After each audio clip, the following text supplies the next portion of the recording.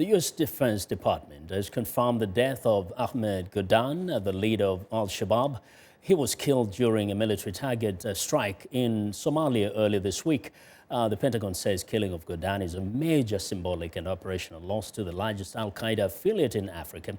In September 2013, Godane publicly claimed Al-Shabaab was responsible for the Westgate Mall attack, which killed and injured dozens in Nairobi, Kenya, calling the attack revenge for Kenyan and Western involvement in Somalia.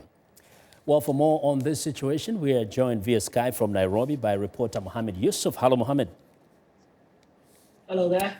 Yes, now, the killing of Godane, how significant is this?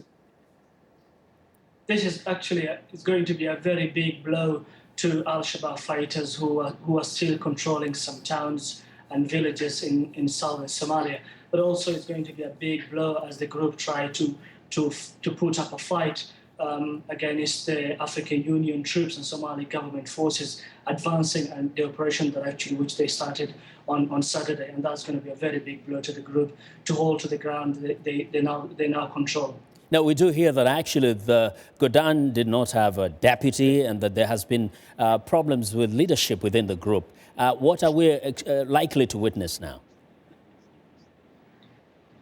The feeling now is that Al-Shabaab actually they have to look for someone actually to take charge from Godane.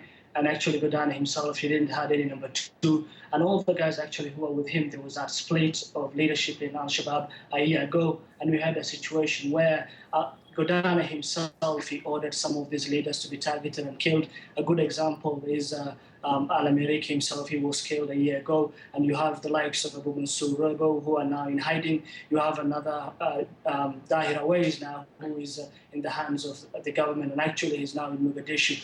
And when you have that sort of leadership, and the guy now, he thought that now when he did away with those members, or those leaders, he thought now he will take full charge of the group and he will run the way he wanted to be run. But now the problem now is there is no one to take charge, and Al-Shabaab is going to take some time before they get someone to lead.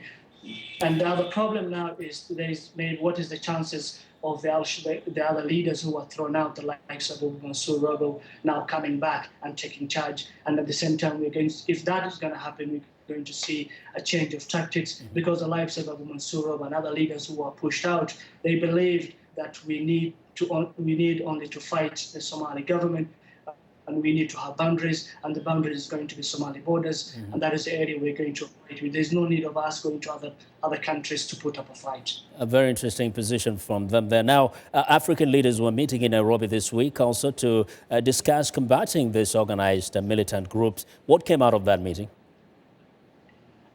Some of the things that actually were proposed on Tuesday were there was need by the African member states to pool its resources together and to establish a regional task force to combat the growing threat of terrorism in the continent. And so far, 22 countries have been targeted, and that is a very big number, and that's almost half of African countries.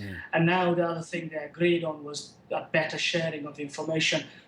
And the most important thing was the leaders agreed that there was that growing gap between Africa's political elites, its rich members, and there's that poor people. There was that big gap between the haves and the haves not, and there was need now to give some of these youth jobs, because some of them, they were being recruited because they were idle, and terrorist groups were taking actual advantage of that. Well, Mohammed, thank you very much for your reporting there.